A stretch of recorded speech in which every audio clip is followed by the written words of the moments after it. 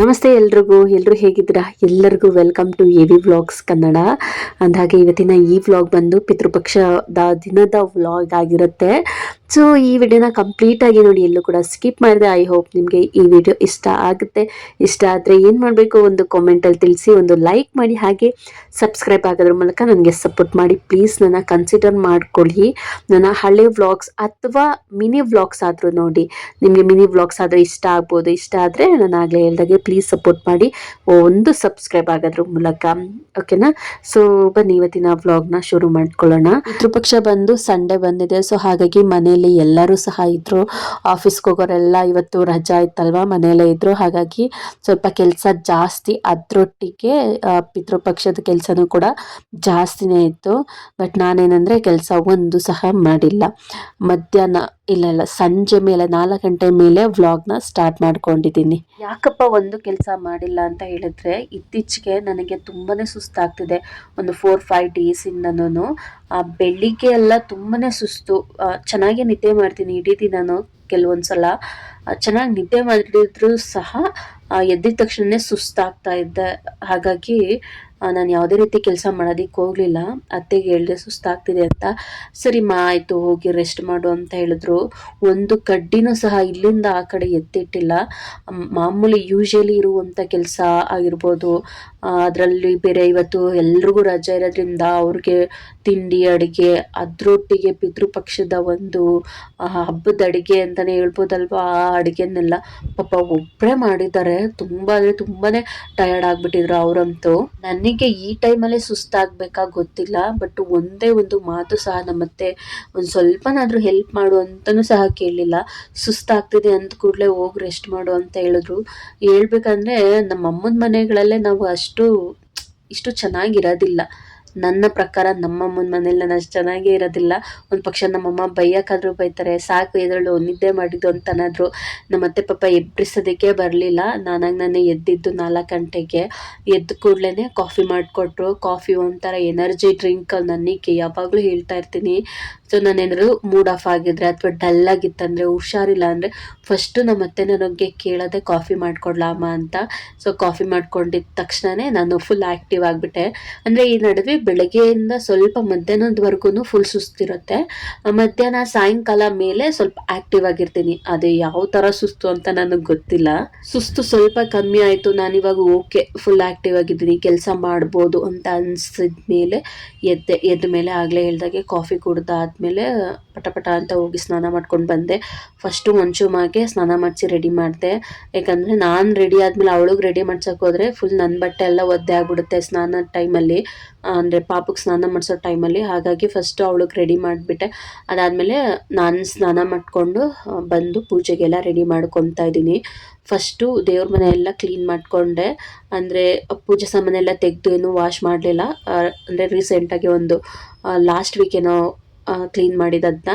ಮತ್ತು ನೆಕ್ಸ್ಟ್ ಡೇನೇ ನವರಾತ್ರಿ ಇದೆ. ಆವಾಗ ಎಲ್ಲ ಪೂಜೆ ಸಾಮಾನೆಲ್ಲ ತೆಗೆದು ತೊಳೆದು ನವರಾತ್ರಿ ಹಬ್ಬಕ್ಕೆ ಅಂದರೆ ಪೂಜೆ ಮಾಡಬೇಕಲ್ವ, ಅದಕ್ಕೋಸ್ಕರ ಇವತ್ತೇನು ಪೂಜೆ ಸಾಮಾನು ತೊಳೆಯೋದಕ್ಕೆ ಹೋಗಲಿಲ್ಲ. ಹಾಗೆ ಹೂವೂ ಅಷ್ಟೇ ಜಾಸ್ತಿ ಅಂದರೆ ಮುಡ್ಸೋದಕ್ಕೆ ಹೋಗಲಿಲ್ಲ. ಫೋಟೋಗಳಿಗೆ ಒಂದೊಂದೇ ಹೂವು ಮುಡ್ಸಿದ್ದೀನಿ. ಮತ್ತು ನೆಕ್ಸ್ಟ್ ಡೇ ಆಗಲೇ ಹೇಳ್ದಾಗೆ ನವರಾತ್ರಿ ಹಬ್ಬಕ್ಕೆ ಎಲ್ಲ ತೆಗಿಬೇಕಾಗುತ್ತೆ. ಹಾಗಾಗಿ ಒಂದೊಂದೇ ಹೂವನ್ನು ಮುಡಿಸಿ ರೆಡಿ ಮಾಡಿದೆ. ಮತ್ತು ಇನ್ನೊಂದೇನು ಅಂದರೆ, ದೇವ್ರ ಮುಂದೆ ಇವತ್ತು ರಂಗೋಲಿ ಹಾಕಿಲ್ಲ, ಹೊಸ್ಲಿಗೆ ರಂಗೋಲಿ ಹಾಕಿಲ್ಲ. ಹೊರಗಡೆ ಗೇಟ್ ಮುಂದೆ ರಂಗೋಲಿ ಹಾಕಿದೆ, ಅದನ್ನು ಕೂಡ ನೀರು ಹಾಕ್ಬಿಟ್ಟೆ ಸಂಜೆ ಮೇಲೆ. ಅಂದರೆ ಏನು ಪಿತೃಪಕ್ಷ ಮಾಡ್ತಾರೆ ಅಥವಾ ಸತ್ತಿರೋರಿಗೆ ಎಡೆ ಇಡ್ತಾರೆ, ಆ ಟೈಮಲ್ಲಿ ರಂಗೋಲಿ ಎಲ್ಲ ಹಾಕಬಾರ್ದು ಅಂತ ಹೇಳ್ತಾರೆ. ಅದಕ್ಕೋಸ್ಕರ ಇವತ್ತು ಯಾವುದೇ ರೀತಿ ರಂಗೋಲಿ ಹಾಕಲಿಲ್ಲ. ಜಸ್ಟ್ ಪೂಜೆಗೆ ಹಿಂಗೆ ಬೇರೆ ರಂಗೋಲಿ ಒಂದು ಬಿಟ್ಟು ರೆಡಿ ಮಾಡಬೇಕು. ಪೂಜೆಗೆಲ್ಲ ರೆಡಿ ಮಾಡಾಯಿತು. ನೆಕ್ಸ್ಟು ಎಡೆ ಇಡೋದಕ್ಕೆ ಅಂತ ಹೇಳ್ಬಿಟ್ಟು ರೆಡಿ ಮಾಡ್ಕೊತಾ ಇದ್ದೀನಿ. ಈ ಟೇಬಲ್ ಬಂದು ನಾನು ವರಲಕ್ಷ್ಮಿ ಹಬ್ಬಕ್ಕೂ ಕೂಡ ಸೇಮ್ ಟೇಬಲ್ನ ಯೂಸ್ ಮಾಡ್ಕೊತೀನಿ. ಇವತ್ತು ಸಹ ಅದೇ ಟೇಬಲ್ನ ಯೂಸ್ ಮಾಡ್ಕೊತಾ ಇದ್ದೀನಿ. ಈ ಟೇಬಲ್ಲು ಒಂಥರ ಆಲ್ ಇನ್ ಒನ್ ಅಂತಲೇ ಹೇಳ್ಬೋದು. ಕಿಚನ್ಗೂ ಸಹ ಯೂಸ್ ಮಾಡ್ಕೋಬೋದು, ಸ್ಟೋರೇಜ್ ಬಾಕ್ಸ್ಗಳನ್ನ ಇಟ್ಕೊಳ್ಳೋದಕ್ಕೆ.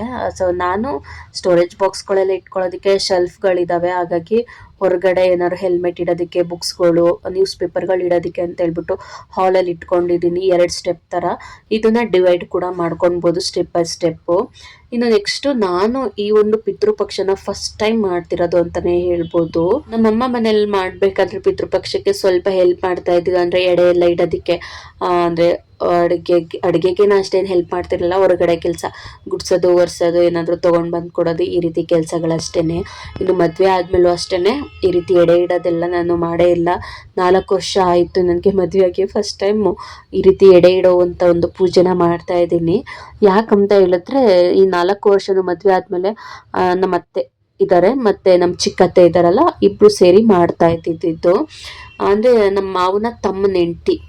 ಸೊ ಅವರು ಬಂದು ನಮ್ಮತ್ತೆ ಇಬ್ಬರು ಸೇರಿಕೊಂಡು ಈ ಒಂದು ಪೂಜೆನ ಮಾಡ್ತಾಯಿದ್ರು. ನಾನು ಜಸ್ಟ್ ಸುಮ್ಮನೆ ಇರುವೆ, ಹೆಲ್ಪ್ಗೂ ಸಹ ಹೋಗ್ತಿರ್ಲಿಲ್ಲ. ಬಟ್ ಈ ಸಲ ಯಾಕಪ್ಪ ನಾನು ಮಾಡ್ತಾಯಿದ್ದೀನಿ ಅಂದರೆ, ನಮ್ಮ ಚಿಕ್ಕತ್ತೆ ಬರೋದಕ್ಕೆ ಆಗಲ್ಲ, ನಾನೇ ಸಪ್ರೇಟ್ ಮಾಡ್ಕೊತೀನಿ, ಎಡೆ ಇಟ್ಕೋತೀನಿ ಮನೆಯಲ್ಲಿ ಅಂತಂದರು.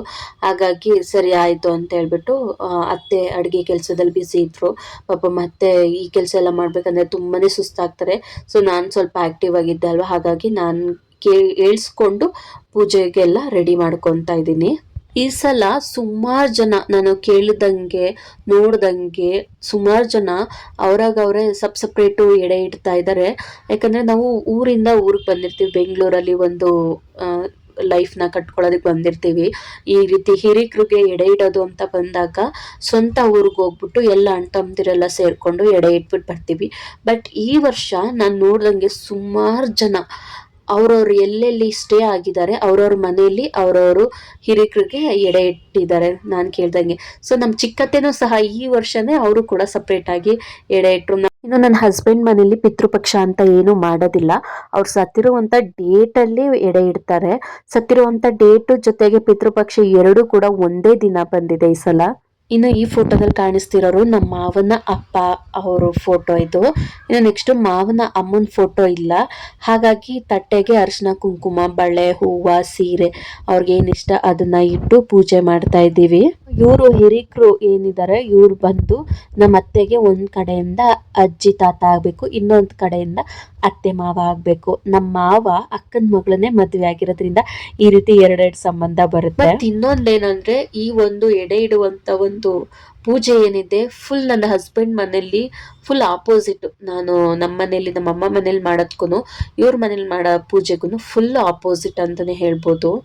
ಏನಪ್ಪಾ ಅಂದ್ರೆ ನಾನು ನಮ್ಮಮ್ಮ ಮನೇಲಿ ನೋಡ್ದಂಗೆ ಮುತ್ತೈದೆರು ಯಾರಾದ್ರೂ ಸುತ್ತೋಗಿದ್ರೆ, ಅಂದ್ರೆ ಗಂಡ ಸಾಯಕ್ಕೂ ಮುಂಚೆ ಅವ್ರು ಸುತ್ತೋಗಿದ್ರೆ ಅವ್ರಿಗೆ ಎಡೆ ಇಡುವಂಥದ್ದು ಎಲ್ಲ ರೀತಿ ಇರುತ್ತೆ. ಅರಿಶಿನ ಕುಂಕುಮ ಬಳೆ ಎಲ್ಲ ಹೂವೆಲ್ಲ ಇಟ್ಟು ಅದಾದ್ಮೇಲೆ ಕಳಶ ಇಡ್ತಾರೆ, ಕಳಶ ಇಟ್ಟು ಪೂಜೆ ಮಾಡ್ತಾರೆ. ಬಟ್ ಇವ್ರ ಮನೇಲಿ ಕಳಶ ಏನು ಇಡೋದಿಲ್ಲ, ಸುಮ್ಮನೆ ರೀತಿ ಸೀರೆಗಳೆಲ್ಲ ಇಟ್ಬಿಟ್ಟು ಪೂಜೆ ಮಾಡೋದು ಅಂತೆ ಅಷ್ಟೇನೆ. ಮತ್ತು ಇನ್ನೊಂದೇನಂದರೆ ನಮ್ಮ ಕಡೆ ಈ ಪಿತೃಪಕ್ಷ ಬಂದರೆ ಫುಲ್ ಹಬ್ಬ ಅನ್ಕೊಂಬಿಡಿ. ಹಾಲಲ್ಲಿ ಏನಾದರೂ ಪೂಜೆ ಮಾಡ್ತಾ ಅಂದರೆ ಹಾಲಲ್ಲಿ ಅರ್ಧ ಹಾಲು ಎಡೆ ಐಟಮ್ಸೇ ತುಂಬ್ಕೊಂಬಿಟ್ಟಿರುತ್ತೆ. ಅಷ್ಟು ದೊಡ್ಡದಾಗಿ ಬಾಳೆ ಎಲೆ ಎಲ್ಲ ಹಾಸಿ ತುಂಬಿರ್ತಾರೆ ಅದು ಬಾಳೆ ಎಲೆ ಮೇಲೆ ಐಟಮ್ಸ್ಗಳನ್ನೆಲ್ಲ ಆ ರೀತಿ. ಬಟ್ ಇವ್ರ ಮನೇಲಿ ತುಂಬಾ ಸಿಂಪಲ್ ಅಂತಲೇ ಹೇಳ್ಬೋದು. ಅವ್ರಿಗೆ ಏನು ಇಷ್ಟ ಅಂಥದ್ದು ಒಂದು 3-4 ಐಟಮು ಫ್ರೂಟ್ಸ್ ಎಲ್ಲ ಇಟ್ಟು ಮಾಡಿರೋಂಥ ಅಡುಗೆ.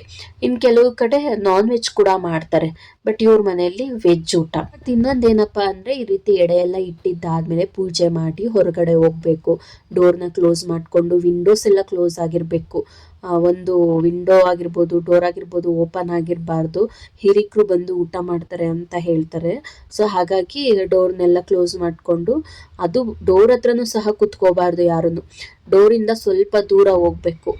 ಅಂದರೆ ಹಿರಿಕರು ಬಂದು ಊಟ ಮಾಡ್ಬೇಕಾದ್ರೆ ಅವ್ರಿಗೆ ನಮ್ಮ ಶಬ್ದ ಕೇಳಿಸ್ಬಾರ್ದು ಅಂತ ಹೇಳ್ತಾರೆ, ಅದಕ್ಕೋಸ್ಕರನೇ. ಇನ್ನು ಒಂದು 10-15 ನಿಮಿಷ ಬಿಟ್ಟು ಮತ್ತೆ ನಾವು ಡೈರೆಕ್ಟಾಗಿ ಒಳಗಡೆ ಬರೋಂಗಿಲ್ಲ, ಡೋರ್ನ ನಾವು ತಟ್ಟಬೇಕಾಗತ್ತೆ. ಬರ್ಬೋದಾ ಒಳಗಡೆ ಅಂತ ಕೇಳಿಬಿಟ್ಟು ಒಂದು 3 ಸಲ ಒಳಗಡೆ ಬಂದು ಇನ್ನೊಂದು ಸಲ ಪೂಜೆ ಮಾಡಿ ಎಡೆಗೆ ಹಾಕಿರುವಂಥ ಏನಿದೆ ಊಟನೆಲ್ಲ ಇನ್ನೊಂದು ತಟ್ಟೆಗೋ ಅಥವಾ ಎಲೆ ಹಾಕ್ಬಿಟ್ಟು ಕಾಗೆಗೆ ತೊಗೊಂಡೋಗಿ ಕೊಟ್ಬಿಟ್ಟು ಬಂದು ಉಪವಾಸ ಇರ್ತಾರೆ. ಈ ಒಂದು ಪೂಜೆಗೆ ಉಪವಾಸ ಇರೋರು ಎಡೆಯಲ್ಲಿರುವಂಥ ಅಂದರೆ ನಾವೇನು ಎಡೆಗಿಟ್ಟಿದ್ದೀವಿ ಆ ಊಟನ ತಗೊಂಡು ಅವರು ಸಹ ತಿನ್ನಬೇಕಾಗುತ್ತೆ. ತಿನ್ನೋಕ್ಕೂ ಮುಂಚೆ ಏನು ಉಪವಾಸನ ಬಿಟ್ಟು ಊಟ ಮಾಡಬೇಕಾಗುತ್ತೆ. ಜೊತೆಗೆ ಒಂದು 4 ಜನಕ್ಕೆ ಅನ್ನದಾನ ಮಾಡಬೇಕಾಗತ್ತೆ ಮಾಡಿರುವಂಥ ಅಡುಗೆನ. ಬಟ್ ಇವ್ರ ಮನೇಲಿ ಫುಲ್ಲು ಆಪೋಸಿಟ್. ನಾನು ಆಗಲೇ ಹೇಳ್ದಾಗೆ, ಅಂದರೆ ಬೇರೆಯವ್ರನ್ನ ಅಕ್ಕಪಕ್ಕದವ್ರನ್ನ ಏನೂ ಕರೆಯೋದಿಲ್ಲ. ಕೇಳಿದ್ರೆ ಅವ್ರು ಬರೋದಿಲ್ಲ ಅಂತ ಹೇಳಿದ್ರು. ಬಟ್ ನಾನು ನೋಡ್ದಂಗೆ ಈ 4 ವರ್ಷದಲ್ಲಿ ಯಾವತ್ತೂ ಅವರು ಯಾರನ್ನೂ ಕರೆದೇ ಇಲ್ಲ. ಬಟ್ ಗೊತ್ತಿಲ್ಲ, ಮದುವೆಗೆ ಮುಂಚೆ ಕರಿತಿದ್ರಂತೆ, ಯಾರು ಬರಲ್ಲ ಅನ್ನೋ ಸಲುವಾಗಿ ಯಾವ ವರ್ಷನೂ ಕರೆಯೋದಿಲ್ಲ ಅಂತ ಹೇಳಿದ್ರು. ನಾನು ಆಗ್ಲೇ ಹೇಳ್ದಾಗೆ ಡೋರ್ನೆಲ್ಲ ಕ್ಲೋಸ್ ಮಾಡ್ಕೊಂಡು ಹೋಗ್ಬೇಕು, ಹಿರಿಕರು ಬಂದು ಊಟ ಮಾಡ್ತಾರೆ ಅಂತ ಹೇಳ್ದೆ ಅಲ್ವಾ. ಬಟ್ ಆ ರೀತಿ ಎಲ್ಲ ಡೋರ್ನೆಲ್ಲ ಕ್ಲೋಸ್ ಮಾಡೋದಿಲ್ಲ ಇವರು. ಪೂಜೆ ಆಗಿದ ತಕ್ಷಣನೇ ನೆಕ್ಸ್ಟ್ ನಾವು ಮನೇಲಿ ಏನಿದೀವಿ ನಾವು ಊಟ ಮಾಡೋದು ಡೈರೆಕ್ಟ್ ಆಗಿ ಅಷ್ಟೇನೆ. ಇವ್ರ ಕಡೆ ಹೆಂಗೋ ಅವ್ರು ಹೆಂಗೆ ನಡ್ಸ್ಕೊಂಡು ಬಂದಿದ್ದಾರೆ ಹಂಗೆ ನಡ್ಸ್ಕೊಂಡು ಹೋಗೋದು, ನಾನಿವಾಗ ಚೇಂಜ್ ಮಾಡೋದಿಕ್ಕೆ ಆಗೋದಿಲ್ಲ. ಸೊ ಇನ್ನು ನೆಕ್ಸ್ಟ್ ಅತ್ತೆ ತುಂಬ ಟಯರ್ಡ್ ಆಗಿದ್ರು ಅಂತ ಹೇಳ್ಬಿಟ್ಟು, ಸರಿ ನೀವು ಊಟ ಮಾಡಿಬಿಟ್ಟು ಮಲ್ಕೊಳ್ಳಿ ಅಂತ ಹೇಳ್ಬಿಟ್ಟು ನಾನು ಮಿಕ್ಕಿದ ಕೆಲಸನ ಮಾಡ್ಕೊತಾ ಇದ್ದೀನಿ. ಮಿಕ್ಕಿದ ಕೆಲಸ ಅಂದರೆ ಜಸ್ಟ್ ಕಿಚನ್ ಕ್ಲೀನ್ ಮಾಡೋದಷ್ಟೇ. ಸೊ ಬೋರ್ ಆಗುತ್ತಲ್ಲ, ಹಾಗಾಗಿ ಸೀರಿಯಲ್ನ ಹಾಕೊಂಡು ಹಾಗೆ ಕೆಲಸನ ಮುಗಿಸ್ಬಿಡ್ತೀನಿ. ಸುಮಾರು ರಾತ್ರಿ 11 ಗಂಟೆ ಆಗೋಯ್ತು ಎಲ್ಲ ಕ್ಲೀನ್ ಮಾಡಿ ಮಲ್ಕೊಳ್ಳೋ ಅಷ್ಟರಲ್ಲಿ. ಇನ್ನು ನಾನು ಇವತ್ತಿನ ಈ ನನ್ನ ಪುಟ್ಟು ವ್ಲಾಗ್ನ ಇಲ್ಲಿಗೆ ಎಂಡ್ ಮಾಡ್ತಾ ಇದ್ದೀನಿ. ಈ ಒಂದು ವ್ಲಾಗ್ ಅಥವಾ ಪೂಜೆಯಲ್ಲಿ ಅಥವಾ ನಾನು ಹೇಳಿರೋ ರೀತಿಲಿ ಏನಾದರೂ ಮಿಸ್ಟೇಕ್ ಇತ್ತಂದರೆ ಕಾಮೆಂಟಲ್ಲಿ ತಿಳಿಸಿ, ನಾನು ಆನ್ಸರ್ ಮಾಡ್ತೀನಿ. ಮತ್ತೆ ನಾನು ನೆಕ್ಸ್ಟ್ ಒಂದು ವ್ಲಾಗಲ್ಲಿ ಸಿಗ್ತೀನಿ. ಅಲ್ಲಿವರೆಗೂ ಥ್ಯಾಂಕ್ ಯು ಆಲ್. ಪ್ಲೀಸ್ ನನ್ನ ಕನ್ಸಿಡರ್ ಮಾಡ್ಕೊಳ್ಳಿ, ಒಂದು ಸಬ್ಸ್ಕ್ರೈಬ್ ಆಗೋದ್ರ ಮೂಲಕ ನನಗೆ ಸಪೋರ್ಟ್ ಮಾಡಿ ಅಂತ ಕೇಳ್ಕೊತೀನಿ. ಎಲ್ಲರಿಗೂ ಬಾಯ್, ಥ್ಯಾಂಕ್ ಯು.